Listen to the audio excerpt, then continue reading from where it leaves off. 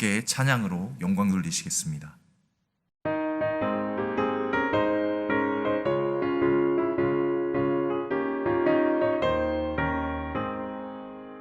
내가 매일 기쁘게 주의 얘기를 하면 주의 팔에 나를 안보하며 내가 주의 큰 복을 받는 참된 비결은 주의 영이 함께함이라.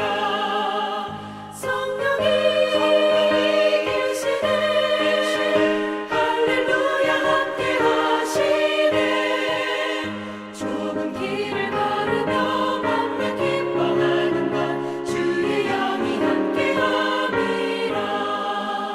저는 죄에 빠져서 평안함이 없을 때 예수 십자가의 공로 힘입어 그 발 아래 엎드려 참된 평화 얻으면 주의 영이 함께함이라.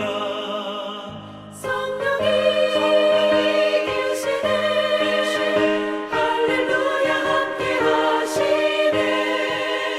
좁은 길을 걸으며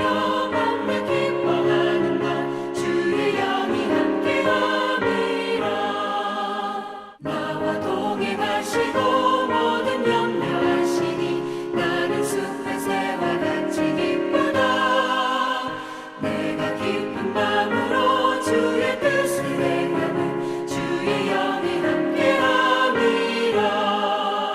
성령이 계시네 할렐루야 함께하시네. 좁은 길을 걸으며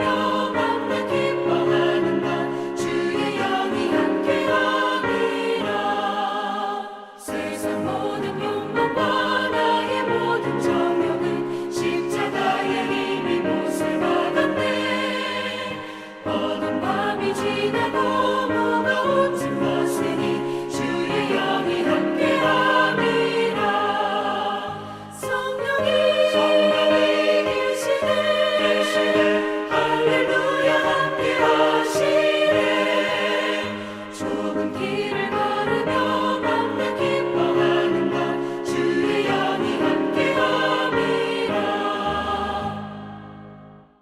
할렐루야. 오늘도 브릿지교회 주일 예배에 함께 하시는 모든 성도님들을 주님의 이름으로 환영하고 축복합니다. 이 시간 다 함께 묵도하심으로 5월 23일 성령 강림 주일 예배를 올려드리겠습니다. 하나님이 말씀하시기를 말세에 내가 내 영을 모든 육체에 부어주리니 너희의 자녀들은 예언할 것이요 너희의 젊은이들은 환상을 보고 너희의 늙은이들은 꿈을 꾸리라. 그때 내가 내 영을 내 남종과 여종들에게 부어주리니 그들이 예언할 것이라. 아멘. 은혜가 충만하신 성삼위 하나님, 오늘은 보혜사 성령 하나님께서 이 땅에 임하신 것을 기억하며 예배하는 성령 강림주일입니다. 오순절 마가의 다락방에서 기도하던 제자들에게 임하셨던 것과 같이 예배하는 저희들에게도 동일하게 임재하여 주시길 소망합니다. 이 시간 예배를 통하여서 성령 하나님 안에서 거듭남의 비밀을 확신하게 하시고 진리의 말씀을 깨달아 확고한 믿음을 갖기를 소망합니다. 다시 오실 예수 그리스도의 이름으로 간절히 기원하옵나이다. 아멘. 이 시간 다 함께 찬송가 4장 성부 성자와 성령을 찬양하시겠습니다. 성부 성자와 성령 영원히 영광 받으옵소서. 태초로 지금까지 또 길이 영원 무궁 성삼위께 영광.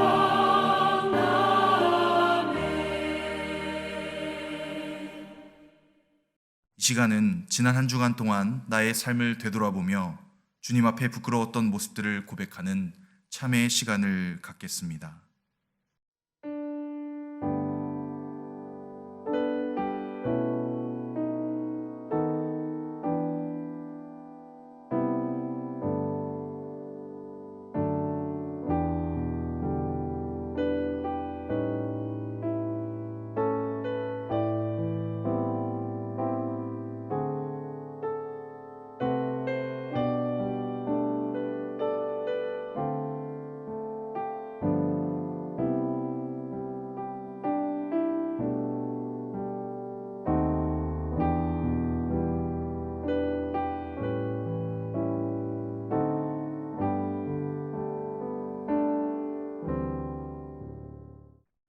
이름으로 일컫는 내 백성이 그들의 약한 길에서 떠나 스스로 낮추고 기도하여 내 얼굴을 찾으면 내가 하늘에서 듣고 그들의 죄를 사하고 그들의 땅을 고칠지니라. 아멘. 다 함께 사도신경으로 우리의 신앙을 고백하시겠습니다. 나는 전능하신 아버지 하나님, 천지의 창조주를 믿습니다. 나는 그의 유일하신 아들, 우리 주 예수 그리스도를 믿습니다. 그는 성령으로 잉태되어 동정녀 마리아에서 나시고 본디오 빌라도에게 고난을 받아 십자가에 못 박혀 죽으시고 장사된 지 사흘 만에 죽은 자 가운데서 다시 살아나셨으며 하늘에 오르시어 전능하신 아버지 하나님 우편에 앉아 계시다가 거기로부터 살아있는 자와 죽은 자를 심판하러 오십니다. 나는 성령을 믿으며 거룩한 공교회와 성도의 교제와 죄를 용서받는 것과 몸의 부활과 영생을 믿습니다. 아멘. 교동문 135문입니다. 그의 위에 여호와의 영, 곧 지혜와 총명의 영이요 모략과 재능의 영이요 지식과 여호와를 경외하는 영이 강림하시리니 오직 하나님이 성령으로 이것을 우리에게 보이셨으니 성령은 모든 것 곧 하나님의 깊은 것까지도 통달하시니라. 내가 아버지께 구하겠으니 그가 또 다른 보혜사를 너희에게 주사 영원토록 너희와 함께 있게 하리니 그는 진리의 영이라. 보혜사 곧 아버지께서 내 이름으로 보내실 성령 그가 너희에게 모든 것을 가르치고 내가 너희에게 말한 모든 것을 생각나게 하리라. 오직 성령이 너희에게 임하시면 너희가 권능을 받고 예루살렘과 온 유대와 사마리아와 땅끝까지 이르러 내 증인이 되리라 하시니라. 아멘. 다 함께 찬송가 50장 1절을 찬양하심으로 준비한 예물을 봉헌하시겠습니다.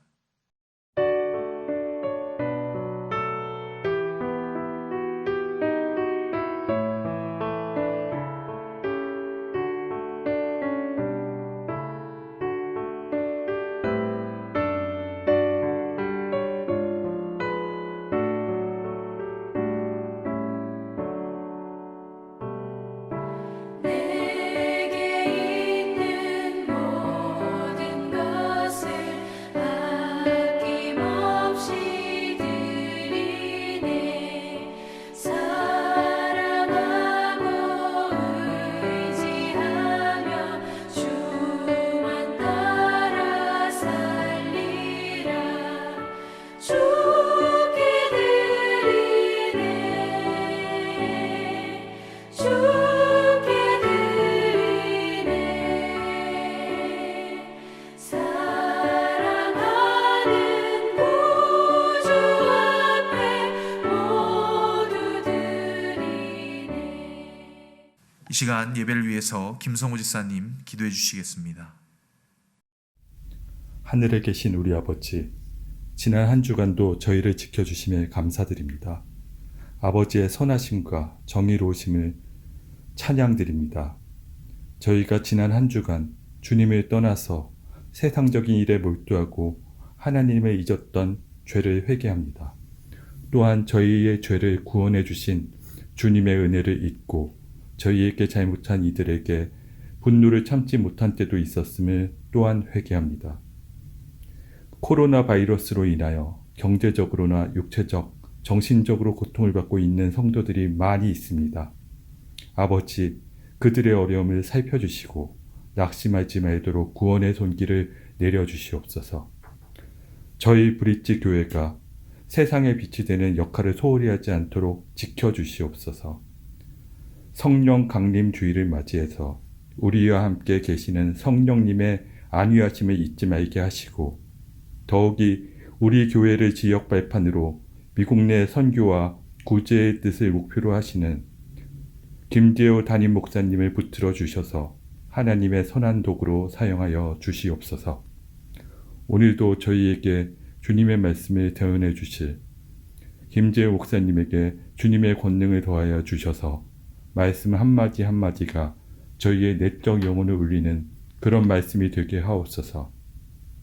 또한 목사님을 보좌하는 사역팀, 중보기도팀, 그리고 그 외 여러 곳에서 교회 사역을 위해 헌신하시는 성도님들의 만사에 주님의 은혜가 넘치기를 간절히 기도합니다. 또한 저희가 돕고 있는 현교사님들의 사역과 그들의 건강, 경제 사정에도 주님의 축복을 내려주시옵소서. 이 예배의 시종을 주님께 맡기우며 예수님의 이름으로 기도합니다. 아멘. 이 시간은 음악 목사 겸 작곡가이신 송경민 목사님께서 찬양으로 영광 돌리시겠습니다.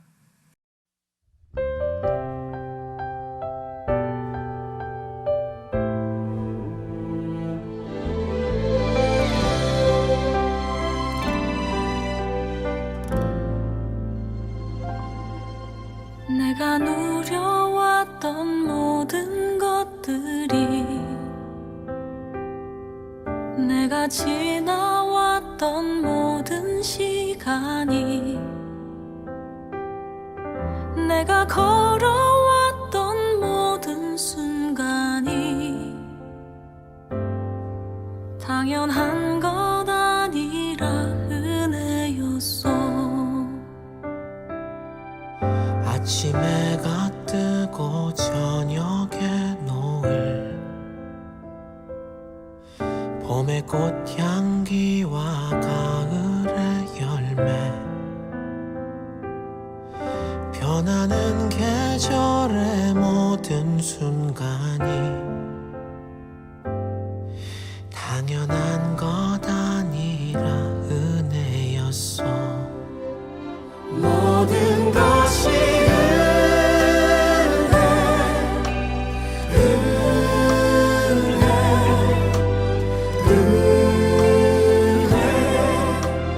한없는 은혜, 내 삶에 당연한 것 하나도 없었던 것을, 모든 것이 은혜였어.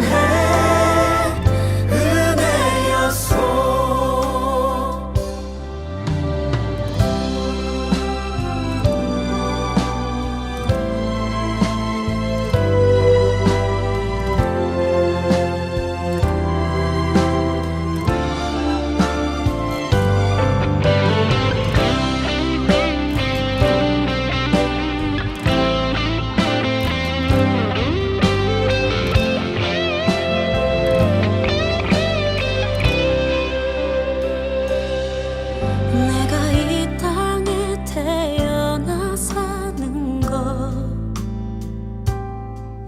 어린아이 시절과 지금까지 숨을 쉬며 살며 꿈을 꾸는 삶, 당연한 것 아니라 은혜였어. 내가 하나님의 자녀로 살며 오늘 찬양하고 예배하는 삶, 복음을 전할 수 있는 축복이 당연한 것 아니라 은혜였어. 모든 것이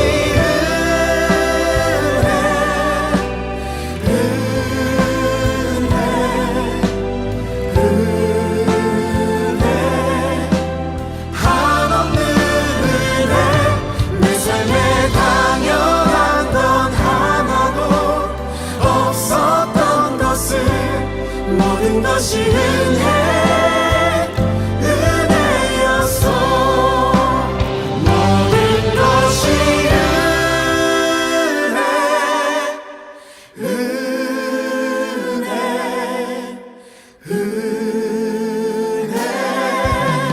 한없는 은혜, 내 삶에 당연한 건 하나도 없었던 것을, 모든 것이 은혜였어.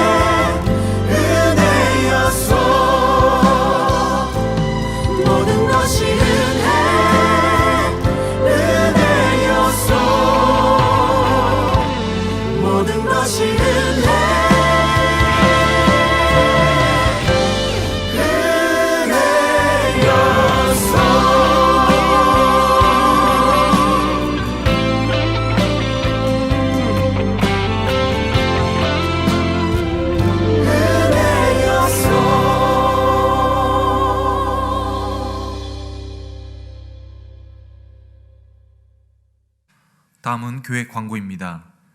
예배에 10분 일찍 나오기 캠페인이 현재 진행 중에 있습니다.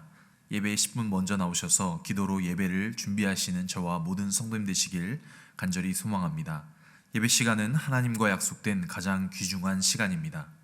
이번 주 수요일 아주 특별한 수요 저녁 예배에는 컨미션과 시국 선교사로 섬기시는 이주열 선교사님께서 말씀 전해주시겠습니다. 이동호 이의원 집사님 가정에서 사업장을 개업하셨습니다. 상호명은 스타크랩이고요. 위치는 벤추라에 있습니다. 많은 성도님들께서 스타크랩 많이 애용해 주시고 또 찾아주시기를 부탁드립니다. 이번 주에 담임 목사님께서 멕시코 엔세나다에 협력 선교지 방문이 예정되어 있습니다. 신학교에 가셔서 설교와 강의 또 그리고 협력 선교지 방문이 예정되어 있습니다. 일정 위에서 함께 중보해 주시기를 부탁드립니다. 다음 주일 예배는 세들백 교회의 온라인 사역 담당 목사님이신 케빈 재완 리 목사님께서 말씀 증거해 주시겠습니다. 이 시간은 우리 교회 전도구호를 함께 외치도록 하겠습니다. 한 사람이 한 사람씩 나도 한 사람 합시다. 됩니다. 할렐루야. 아멘. 자, 다시 한번 하겠습니다. 한 사람이 한 사람씩 나도 한 사람 합시다. 됩니다. 할렐루야. 아멘. 자, 전도구호를 함께 외치면서 우리 또 영혼 구원을 위해서 함께 노력하는 저와 여러분 되기를 간절히 소망합니다. 오늘 우리에게 주신 하나님의 말씀은 야고보서 1장 5절에서 8절 말씀입니다. 제가 한 절 읽고 여러분이 한 절씩 교독하시겠습니다.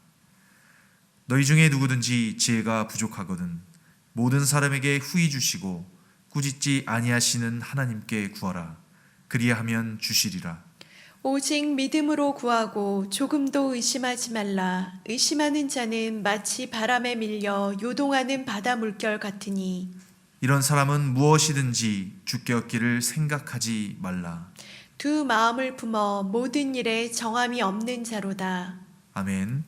이 시간 목사님 나오셔서 오직 믿음으로 구하고 라는 제목으로 말씀 증거해 주시겠습니다. 할렐루야, 반갑습니다. 지난 한 주 동안에도 주 안에서 여러 가지 시험을 만나면서도 은혜 가운데 잘 버티고 또한 지내오신 줄로 믿습니다. 우리는 지난주부터 계속해서 신약의 잠언이라고 불리는 야고보서를 통해서 초대교회의 지도자 중에 한 사람인 야고보 사도가 말해주는 영적인 교훈들에 대해서 함께 계속해서 살펴보고 있죠. 우리는 예수님의 친동생이었던 야고보 사도가 남긴 권면과 또한 사랑의 메시지를 통해서 이 세상을 살아가면서 대부분의 성도들이 겪을 수밖에 없고 또한 앞으로도 만나게 되는 인생의 모든 고난과 그 시련의 순간 속에서 어떠한 신앙의 맷집으로 사방에서 우는 사자처럼 달려드는 사탄과 마귀에게 우리가 맞설 수 있을 것인지에 대해서 한번 살펴보고 있는 중입니다. 제가 조금 전에 신앙의 맷집이라는 표현을 썼는데요. 혹시 여러분 가운데 맷집이라는 단어를 처음 들어보셨던 분도 지금 이 시간에 처음 듣는 분도 계실지 모르겠습니다. 인생을 많이 사신 어른들은 맷집이라는 단어에 대해서는 다 알고 있죠. 제가 주일 말씀을 준비하면서 제 둘째 아들 조셉에게 야 조셉 너 맷집이라는 단어 혹시 들어본 적 있어? 맷집이 뭔지 알아? 그랬더니 아이가 저한테 혹시 멧돼지고기 아니냐고 그러면서 웃더라고요. 요즘의 아이들은 거의 들어보지 못했던 생소한 단어일 수도 있겠구나 하는 생각마저 들었습니다. 일반적으로 맷집이라는 단어는 복싱이나 격투기 같이 강력한 힘으로 상대를 제압해야만 이길 수 있는 경기를 할 때 상대에게 계속 매를 맞으면서도 잘 견디고 버틸 수 있는 힘과 능력을 말하는 것입니다. 가끔 TV에서 하는 복싱 중계 방송을 보다 보면 일방적으로 상대에게 주먹으로 막 계속 맞으면서도 잘 버티고 견디는 선수들이 있어요. 그럴 때 그 장내 아나운서가 어떻게 얘기합니까? 아, 저 선수는 정말 맷집이 참 좋습니다. 저렇게 매를 맞고도 버티는 거 보니까 정말 훌륭하네요. 이런 표현을 쓰기도 하죠. 나이가 좀 있으신 분들은 다 기억하시겠죠. 이미 오래전에 7전 8기에 대단한 신화를 썼던 오뚜기 같은 권투 선수 홍수환 씨가 한국을 대표하는 맷집의 달인으로 등극했던 적도 있었습니다. 또한 WBC 주니어 플라이급 세계 챔피언을 6년 동안이나 지내면서 17차 방어전까지 성공했던 또 다른 한국 복싱의 레전드 유명우 선수는 오래전에 한 인터뷰에서 선수 생활을 자기가 오래 하면서 링에 오를 때마다 많은 매를 맞아왔지만 결국 그 매를 맞을 때마다 늘 새롭다는 거예요. 항상 매를 맞는 것은 두렵다고 말하더라고요. 그러면서 지내놓고 보니까 가장 강한 선수는 결국 맷집을 키운 선수라고 그는 이야기하는 그런 장면을 제가 본 적이 있습니다. 상대에게 매를 계속 맞으면서도 최후의 승리자가 되기 위한 3가지 맷집 강화 훈련법을 유명우 선수는 계속해서 소개했는데요. 우선 매를 자주 맞아도 쉽게 쓰러지지 않을 잔 근육들을 온몸에 잘 키워야 된다고 합니다. 그런 근육이 있어야지만이 어떤 매를 맞았을 때 그 근육으로 인해서 균형을 잡을 수 있다는 것이죠. 그 다음으로는 매를 맞아도 절대로 싸움을 포기하지 않는 강력한 멘탈, 정신력이 또한 요구되는 것입니다. 왜 그러냐면 저희가 학창시절 때도 아이들끼리 싸울 때 누가 더 힘이 세냐, 어떤 애가 커서 더 많이 작은 애를 이길 수 있냐, 그런 것이 아니라 때로는 아주 조그만 꼬마 같은 애가 큰 애를 제압하기도 해요. 어떻게 제압할까요? 그래, 한번 쳐봐. 넌 죽었어. 이렇게 하면은 오히려 큰 아이가 벌벌벌 떠는 그런 일도 있는 것이죠. 그래서 싸움에서는 사실 맷집만큼 중요한 것이 정신력이라고 또 생각할 수 있습니다. 3번째로는 어디서 날아올지 모를 강력한 펀치를 피할 수 있는 순발력 또한 갖춰야 된다고 유명우 선수는 말하고 있습니다. 순발력 필요하겠죠. 왜냐하면 매를 맞을 수는 있지만 너무 자주 맞으면, 너무 큰 매를 계속 맞으면 장사가 없죠. 쓰러질 수밖에 없는 것입니다. 그렇기 때문에 맞기도 하지만 순발력 있게 피하는 그런 요령도 키워야 할 줄로 믿습니다. 이처럼 맨주먹 하나로 세계를 제패했던 전직 복서가 들려주는 3가지 맷집 강화 훈련 코스를 접하면서 어쩌면 저는 지금 코로나 팬데믹 이후에 각 교회마다, 우리 교회도 뭐 예외는 아니었지만 큰 재정적 어려움과 교인 감소의 영향으로 자유로울 수 없는 이 세상에 속한 모든 교회와 성도들, 그런 모든 사람들에게 영적인 맷집이 혹시 풀리거나 느슨해진 것은 아닐까 하는 생각이 들었습니다. 사실 저도 지난해 1월에 첫 주에 브릿지 교회에 부임하면서 30년의 역사를 가진 우리 브릿지 교회에 특히 6번째 담임 목사로 부르심을 받아서 이제 막 힘차게 목회를 펼치려고 하던 시점인 지난 3월부터 거의 1년 이상 교회의 문을 닫게 되는 혹독한 시련과 고난의 시간을 보내야만 했습니다. 더 큰 문제는 올해에도 여전히 우리가 속한 교회의 전망은 그리 밝지 못하다는 사실입니다. 교회를 지키고 목양을 감당해야 할 목사로서 아무도 만날 수 없었던 상황, 또한 텅 빈 예배당을 바라보며 하나님의 말씀을 온라인으로만 전할 수밖에 없는 상황이 올 줄은 전혀 예상하지도 못했고 기대하지도 않았기 때문입니다. 그 당시에는 한 2, 3주 지나면 괜찮아지겠지라고 생각했었어요. 성도가 없는 교회의 안팎에는 사람 대신 쥐와 다람쥐 그리고 토끼들이 자리를 잡았습니다. 그래서 얼마 전에도 저기 부엌 쪽에서 쥐가 좀 왔다 갔다 해가지고 쥐덫을 놔뒀어요. 그랬더니 한 3마리 정도 잡았는데 어떻게 지금 이 성전에 성도들이 왔다 갔다 해야 되는데 쥐성도들이 들고 있으니 이게 참 안타까운 현실이 아닐 수 없었습니다. 사랑하고 존경하는 성도 여러분, 바로 이런 절벽 같은 상황을 만나면 세상 사람들은 어떤 반응을 보일까요? 그저 그 상황 자체가 고통과 절망으로 받아들일 수밖에 없고 왜 나에게 이런 현실이 닥쳤는가 하면서 그 원인을 다른 사람에게 찾으려고만 하죠. 그래서 요즘 미국과 유럽을 비롯한 전 세계 곳곳에서는 아시안 혐오 범죄 비율이 상당히 높아지고 있습니다. 하지만 하나님의 언약을 믿는 하늘 백성인 우리 성도들은 이 모든 상황에 대해서 어떻게 인식하고 또한 그것을 지혜롭게 잘 대처해야 할까요? 지난주에 이미 배운 대로 단순한 고난이 아니라 믿음의 시련으로 그것을 인식하며 그 고난의 사건과 시간들을 통해서 하나님을 더 깊이 만나고 체험하는 특별한 은총의 시간으로 여겨야 할 줄로 믿습니다.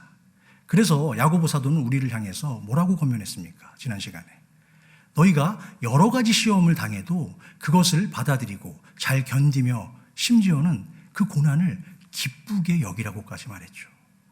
하나님 주신 강한 믿음으로 자신에게 닥친 모든 고난과 시련을 극복할 수 있는 인내심과 맷집을 길렀다면 이제는 하나님 앞에서 그것을 잘 극복할 수 있는 지혜를 구하는 기도와 간구가 무엇인지 오늘 본문을 통해서 야고보 사도는 이어지는 말씀들을 계속해서 우리에게 전달해주고 있습니다.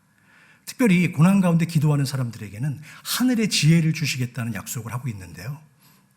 여러분 기억나세요? 지난주 설교에서 제가 시험을 당하는 것과 시험에 든다는 것의 차이점에 관해서 여러분들에게 말씀을 드렸습니다.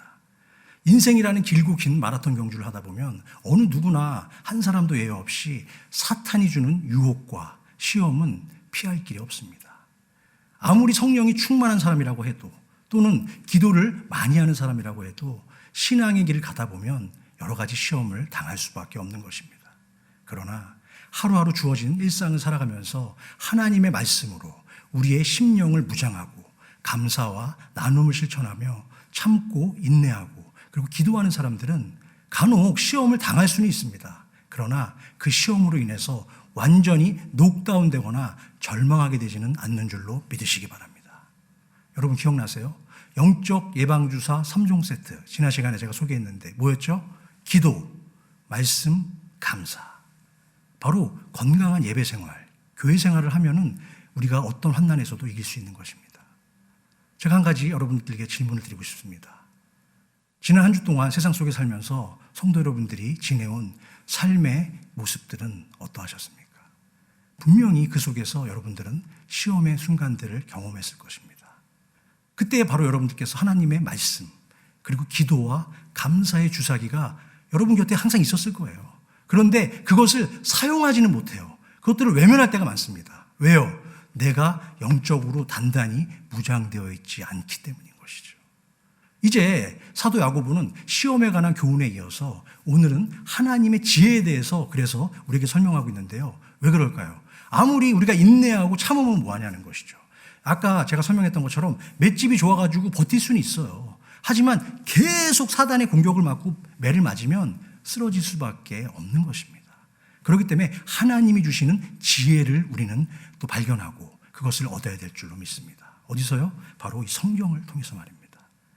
그럼 이제 저와 함께 본문 속으로 들어가서 하늘 아버지께서 주시는 은혜의 선물인 지혜는 무엇이고 그 축복의 선물을 우리의 삶 속에서 잘 누리기 위해서는 우리가 어떤 신앙의 태도와 자세로 살아가야 할지 한번 살펴보기를 원합니다. 첫 번째 소제목입니다. 지혜란 하나님의 말씀과 음성을 성령의 도우심으로 잘 구별하여 잘 듣는 것을 말합니다. 계속해서 본문 5절 말씀을 읽겠습니다. 너희 중에 누구든지 지혜가 부족하거든 모든 사람에게 후히 주시고 꾸짖지 아니하시는 하나님께 구하라. 그리하면 주시리라. 아멘. 그렇죠. 방금 우리가 읽은 본문 5절 말씀을 좀 더 세분화시키면 3중 구조로 나뉘어져 있음을 우리는 발견할 수 있는데요. 일단 무엇을 구하라고 말하고 있습니까? 야고보 사도가 하늘에서 내려오는 신령한 지혜를 너희들이 구해야 한다고 말씀하고 있죠. 그 다음으로는 지혜를 누구에게 구해야 합니까? 라고 묻는 질문이 있죠. 후히 주시고 꾸짖지 아니하시는 하나님께 구하라고 야고보 사도는 말씀하고 있습니다. 마지막으로 그 지혜를 어떻게 구해야 한다는 말씀을 하고 계십니까? 오직 믿음으로 구하라고 말씀하십니다. 오늘 본문 제목도 오늘 설교의 제목도 오직 믿음으로 구하고 라는 제목이죠. 특별히 본문에서 언급하고 있는 지혜는 땅의 것이 아닙니다. 하늘에서 시작된 하늘 아버지로부터 오는 영적인 신령한 지혜를 의미하는 것이죠. 그 지혜에 관한 구체적인 내용이 참고구절 야고보서 3장 17절에서 18절 이하에 잘 소개되어져 있습니다. 오직 위로부터 난 지혜는 첫째 성결하고 다음에 화평하고 관영하고 양순하며 긍휼과 선한 열매가 가득하고 편견과 거짓이 없나니 화평하게 하는 자들은 화평으로 심어 의의 열매를 거두느니라. 아멘. 오직 위로부터 난 성령의 지혜를 통해서만이 모든 우리에게 오는 시험과 고난 그리고 인생의 시련 가운데 있는 성도들이 그 시험을 능히 이길 뿐만 아니라 그 시험을 잘 통과한 후에는 더 큰 축복과 유익을 얻을 수 있음을 야고보 사도는 우리에게 가르쳐주고 있습니다. 우리가 어떠한 위기의 상황을 만나도 하나님의 지혜만 내가 가지고 있다면 우리의 삶이 아무리 팍팍하고 아무리 고통스러워도 그 속에 기쁨과 감사의 삶을 찾을 수 있게 되는 것이죠. 지혜에 관한 말씀들은 성경 속에 참 많이 있는데요. 먼저 지혜의 보고인 잠언 1장 7절 말씀을 한번 찾아볼까요? 여호와를 경외하는 것이 지식의 근본이거늘 미련한 자는 지혜와 훈계를 멸시하느니라. 그렇습니다. 피조물인 우리는 우리를 지으시고 창조하신 전능하신 하나님만을 항상 경외해야 할 줄로 믿습니다. 그런 의미에서 한 주일을 시작하고 여는 주일 예배와 주중의 수요 예배에서의 뜨거운 찬양과 말씀 그리고 간절한 기도의 시간들을 통해서 우리는 먼저 지식의 근본이신 하나님을 내가 체험하고 만나야 합니다. 거기서 은혜를 받지 못한다면 한 주간의 삶이 굉장히 어려워지는 거예요. 독일의 신학자 칼 바르트는 예배의 중요성에 대해서 두 가지로 그가 잘 정리해 놓은 것이 있는데요. 첫 번째로 예배는 그가 말하기를 우리에게 있어서 가장 중요한 것이자라고 얘기하고 있습니다. 또한 가장 긴급한 것이고 가장 영광스러운 것이 바로 예배다라고 그는 말하고 있습니다. 우리를 지으신 창조자 하나님께 예배를 드리는 것보다 더 소중하고 중요한 일이 어디 있겠습니까? 그래서 어떠한 인간적인 약속이 있을지라도 예배를 드려야 할 시간에는 하나님 앞에 우리가 나와야 합니다. 두 번째로 예배는 피조물인 인간이 하나님 앞에 설 수 있는 가장 유일하고도 영광스러운 작업 또한 일이라고 볼 수 있죠.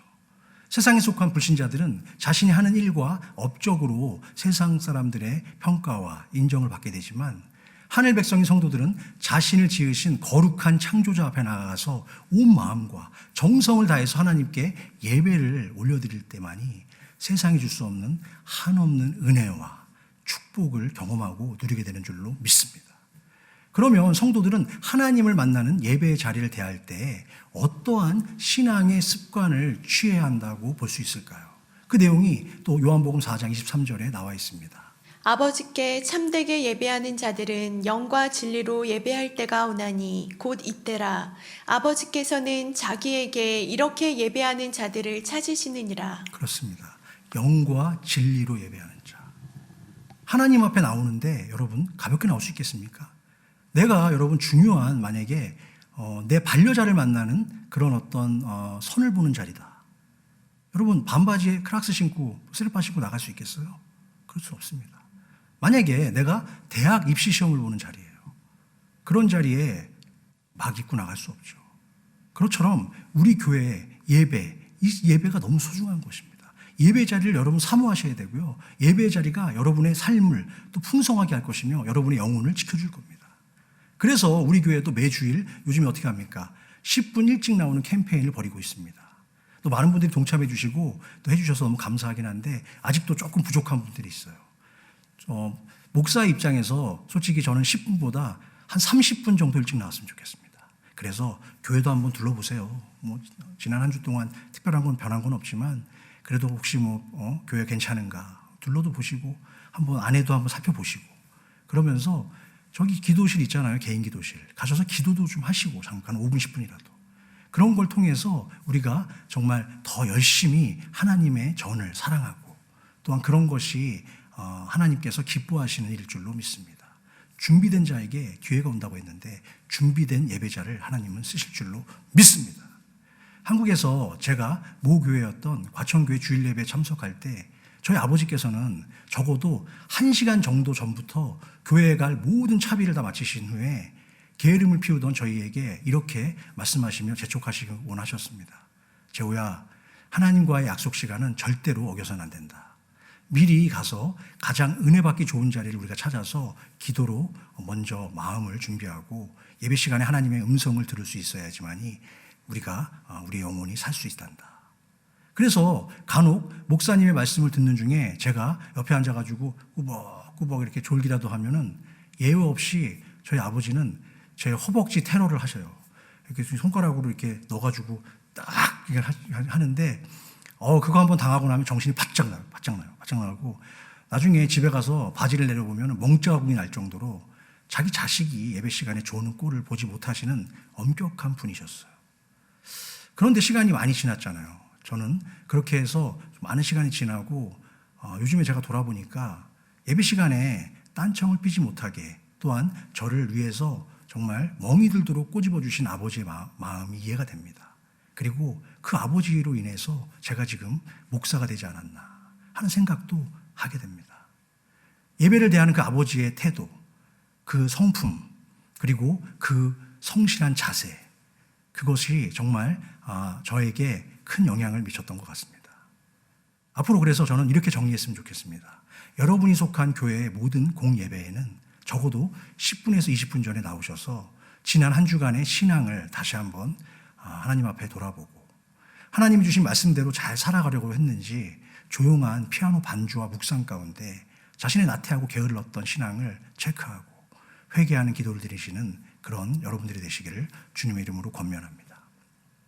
그 다음으로는 찬양과 함께 예배가 시작되면 그때부터는 나의 온 마음과 뜻을 다해서 세상의 소리는 모두 차단하고 오직 하나님의 세미하고 날카로운 음성에만 집중하면서 다시 시작될 한 주간을 기대하고 또 한 주간을 잘 승리할 수 있는 영적인 영양분을 주의 종이 전하는 말씀을 통해서 잘 공급받아야만 합니다.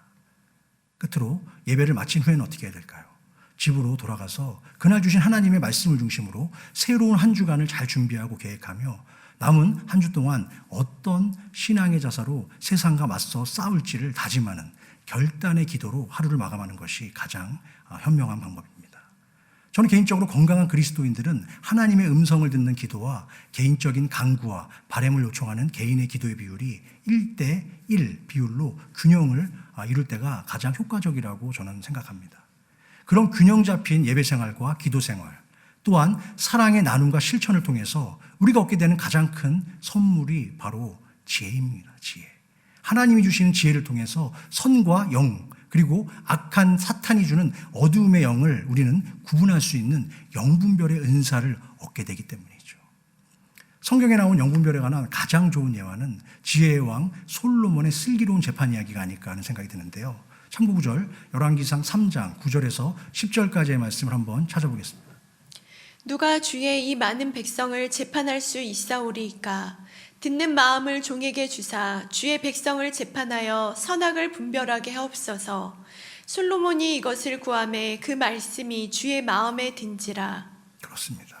특히 오늘날과 같은 영적으로 혼탁하고 무질서한 시대에는 선악을 분별하는 영적인 지혜가 정말 얼마나 소중하고 중요한지 모르겠습니다. 지혜의 왕 솔로몬도 하나님께 자신의 백성들을 잘 도울 수 있도록 세상에 그 무엇도 아닌 돈도 아니고 재물도 아니고 선악을 분별하는 지혜를 구하기에 앞서서 먼저 하나님의 말씀을 잘 들을 수 있는 귀를 열어달라는 간구를 드렸다는 사실을 저와 여러분들은 기억해야 합니다. 지혜의 시작도 끝도 항상 변함없는 기도 생활을 통해서 이루어짐을 기억하시고 항상 그러한 마음으로 살아가는 우리 성도님 되기를 주님의 이름으로 축복합니다. 참고구절 잠언 3장 13절에서 14절에 지혜에 대한 좋은 참고구절이 있는데 한번 읽어볼까요? 지혜를 얻은 자와 명철을 얻은 자는 복이 있나니 이는 지혜를 얻는 것이 은을 얻는 것보다 낫고 그 이익이 정금보다 나음이니라. 아멘. 유대인들이 가장 사랑하고 아끼는 지혜의 말씀이 뭘까요, 여러분? 탈무드죠. 그 탈무드에 보면 지혜란 부엉이의 눈과 같다라는 격언이 나오는데요. 어떻게 하나님의 지혜가 부엉이의 눈과 같다라고 말을 하고 있을까요? 하나님의 지혜는 암흑 같은 캄캄한 어두운 세상 속에서 더욱 빛을 발하는 부엉이처럼 빛나기 때문이죠. 그것이 바로 하나님의 말씀인 줄로 믿습니다. 말씀과 기도를 통해서 하나님을 알기 원하고 경외하는 자들이 받고 누리게 되는 가장 큰 지혜는 그럼 무엇일까요? 그것은 이 세상 속에서 내 육신이 영원히 살 수 없다는 피조물의 유한성을 깨닫게 되는 것을 알게 되는 것입니다. 시편 150편 중에서 모세가 특별히 기록한 시편이 있죠. 여러분 기억나세요? 시편 90편입니다. 시편 90편 12절에 보면 우리에게 우리 날 계수함을 가르치사 지혜로운 마음을 얻게 하소서라는 말씀이 나오는데요. 여기서 우리의 남은 날을 계수한다라는 표현도 알고 보면 인간에게 남아있는 유한한 세월을 아끼고 소중히 여기라는 뜻이죠. 이처럼 하나님이 주시는 하늘의 지혜가 무엇인지를 깨닫는 은혜가 또한 내가 유한한 인간, 피조물에 불과하다는 사실, 그런 어떤 겸손한 삶으로 우리가 삶에 또한 신앙생활에 임한다면 우리의 인생 앞에 어떤 높은 파도와 고난의 어떤 아픔과 역경이 버틴다 해도 저와 여러분의 영혼은 가장 확실하고도 안전한 평안을 누리게 될 줄로 믿으시기 바랍니다. 두 번째 소제목입니다. 하늘의 선물인 지혜는 그것을 받을 만한 성숙한 영적 상태가 되면 자연스럽게 받게 됩니다. 계속해서 본문 5절 말씀을 한번 읽어보겠습니다.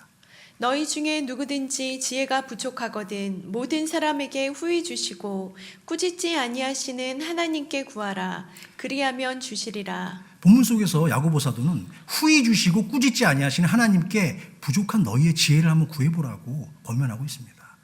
후히 주시고 꾸짖지 아니하시는 하나님이란 무엇일까요? 다른 표현으로 하나님의 사랑의 속성을 의미하는 것이라고 저는 믿습니다. 세상의 모든 아버지들이 아들을 사랑할 때 인색함이나 계산함이 없습니다. 그저 그냥 아들에게 더 주고 싶은 거예요. 우리 하나님도 마찬가지입니다. 하나를 달라고 하시면 하나를 주시는 분이 아닙니다. 전능하신 하나님께서는 9을 더해서 10을 채워주시는 줄로 믿습니다. 그렇습니다. 우리 하나님은 사랑하는 자녀들에게 전혀 인색하지 않으신 분이십니다. 제가 군대 가기 전에 한국에서 오래전이죠. 아주 수십 년 전인데 군대 가기 전에 편의점에서 그 날밤을 새면서 아르바이트를 할 때가 있었어요. 그래서 집 앞에 있는 편의점이었는데 밤에 한 9시가 좀 넘어가면 아버지가 회사에서 퇴근하세요. 퇴근하시면서 꼭 그 한 번씩 들리세요. 자주 오셨는데 제가 일하고 있는 앞에서 매대 앞에 있으면 저쪽에 가셔가지고 저한테 눈웃음을 한번 보이시고 저 앞에 가셔서 우유를 한 팩 갖고 오세요. 1.5리터인가? 그때는 서울우유 팩을 하나 갖고 오셔가지고 제 앞에다 탁 놓으세요. 그리고 그때 그게 아마 우유팩 한 팩이 한 1,500원, 1,800원 그 정도 했던 것 같은데 10,000원을 딱 놓으십니다. 그러면 저는 이제 그거를 거스름돈을 8,000 얼마, 300원 뭐 이렇게 해가지고 딱 드리면 저희 아버지가 This is your tip 그러면서 탁 나가세요. 그러면 저는 생각해 보세요. 그때 당시에 시간당 뭐 한 1,800원, 뭐 2,000원 안쪽으로 받을 텐데 아버지가 주신 팁이 몇 시간이란 게 되는 거예요. 그러니까 그다음부터 어떻게 되냐면 일하면서 자꾸만 일을 열심히 해야 되는데 아버지 언제 오시나, 아버지 퇴근 언제 하시나 시간 보게 되더라고. 제가 지금 어른이 되었잖아요. 저도 가끔 제 아들의 지갑을 열어볼 때가 있습니다. 동윤이가 돈 달란 말을 안 해요. 제 아들, 큰아들이 동건이는 가끔 가다 좀 돈 좀 달라고 하는데 큰애는 자존심이 좀 세서 그런지 돈이 없어도 달란 말을 안 해요. 그래서 제가 돈 필요하지 않냐? 괜찮아? 그렇게 물어보면 괜찮아요. 맨날 이렇게 얘기는 하지만 보면은 항상 없이 사는 애처럼 다녀요. 그래가지고 제가 가끔 가다가 아들이 자고 있거나 아니면 없으면 책상 위에 올려놓은 지갑을 봅니다. 지갑을 열어보면 비어있죠. 아무것도 없어요. 뭐 동전도 없습니다. 그러면 제가 거기다가 20불짜리 잔돈 지폐 하나 몰래 넣어요. 넣어놔요. 왜? 혹시 나가서 빵이라도 하나 먹고 싶을 때 이 돈으로 사 먹으라고. 또한 이럴 때도 있어요. 아들들이 지금 다 커가지고 차를 갖고 있는데 한 대씩 갖고 있는데 가끔가다 제가 밤에 늦게 이제 교회에 있다가 말씀을 준비하다가 한 11시 뭐 12시 들어갈 때도 있어요. 들어가면은 애들이 자고 있습니다. 그러면 제가 애 방에 들어가서 키를 갖고 나와요.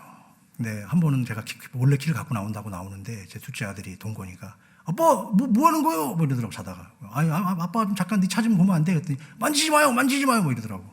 그래서 제가 왜 그래? 이러면서 제가 다 갖고 나왔어요. 갖고 나와가지고 제가 다른 거 한 게 아니에요. 그 아들의 차에 보니까 항상 기름을 많이 안 넣어요. 돈이 없으니까 한 5불, 10불, 20불 이렇게 넣어갖고 댕기더라고.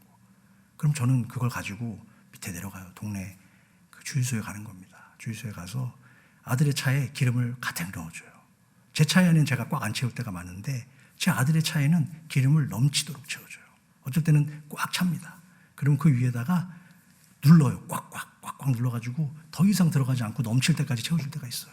그런데 여러분 이상한 일이 뭔지 아세요? 하나도 아깝지 않다는 겁니다. 기뻐요. 즐겁습니다.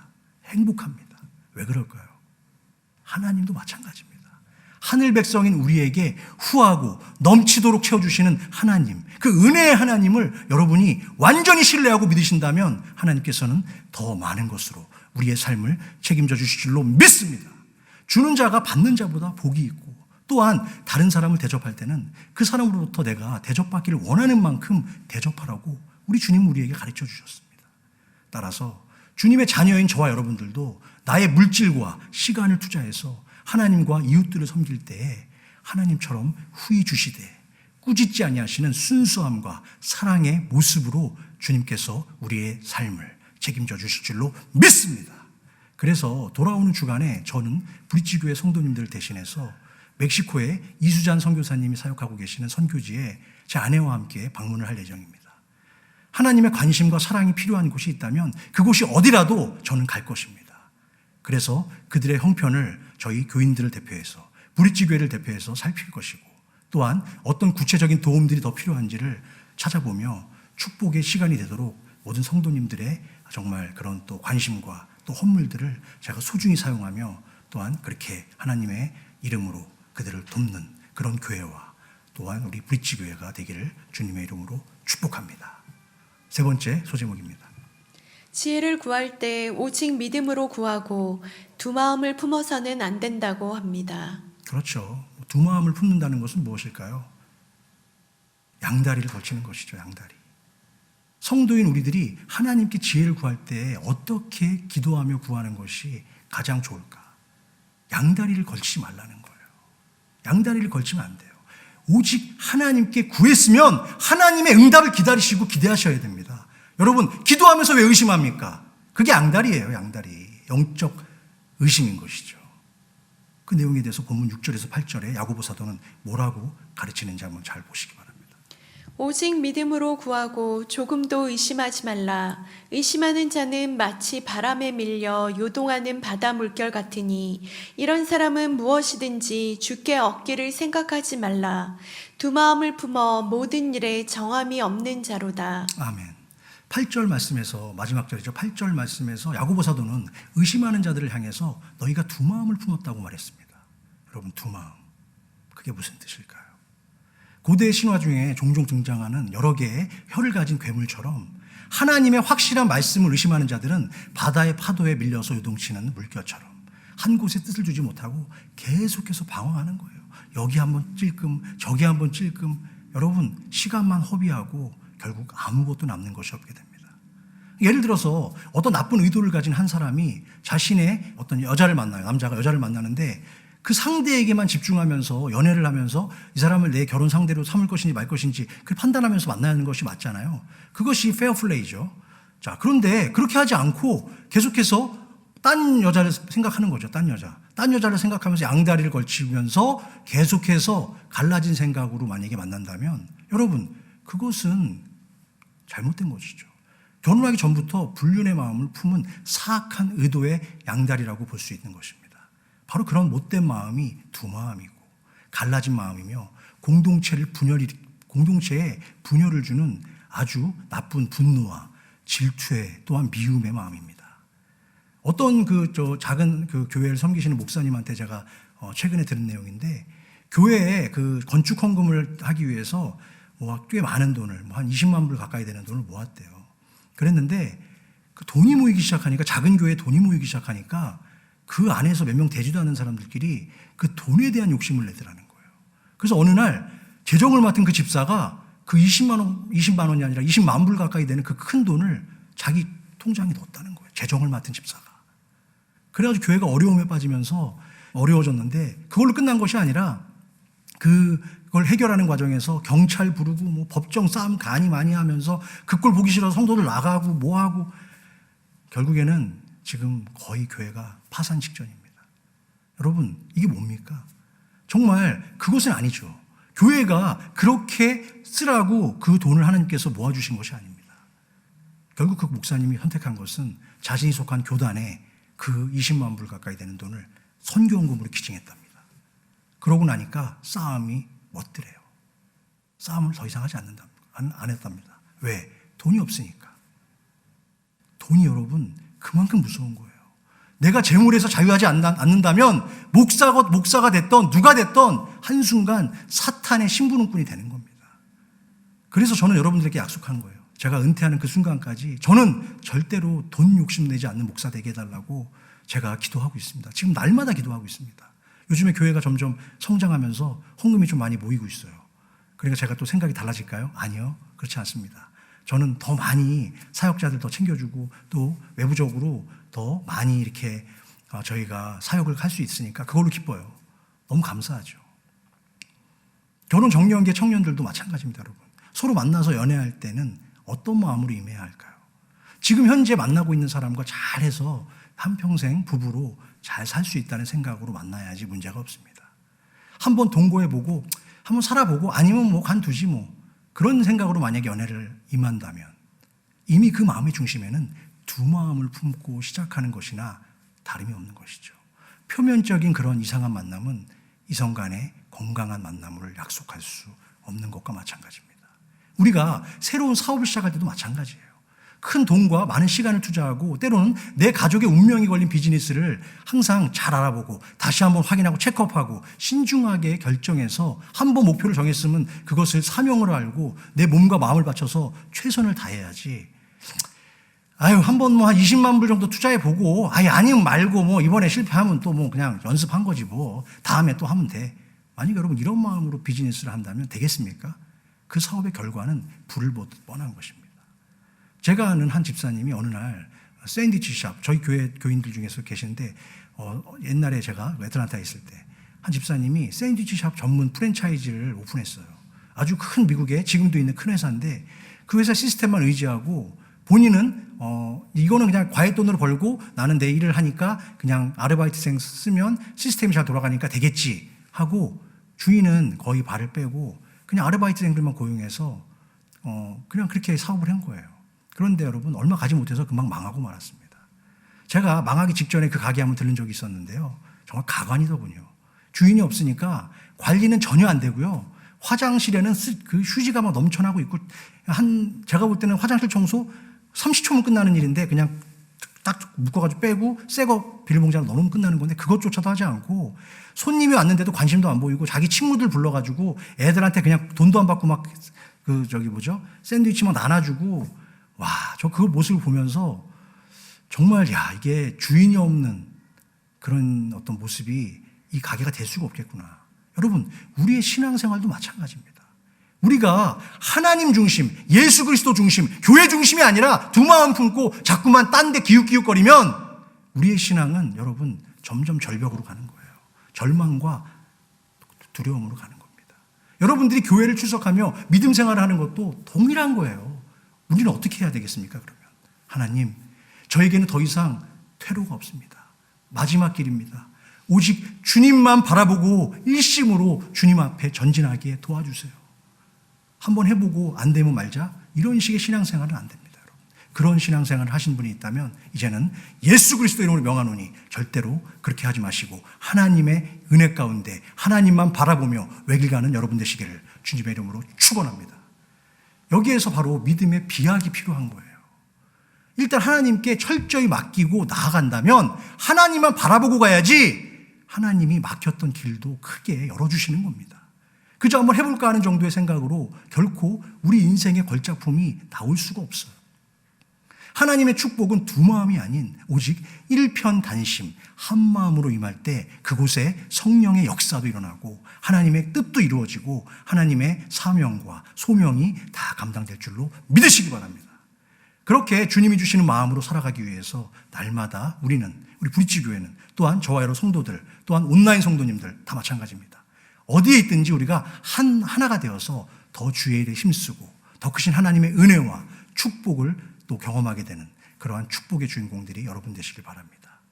바로 그러한 하나님의 무한한 은총과 축복으로 우리 성도님들의 가정과 직장 그리고 남은 여러분들의 인생이 하나님의 크신 사랑으로 가득 차고 넘치시기를 다시 한번 주님의 이름으로 축복합니다.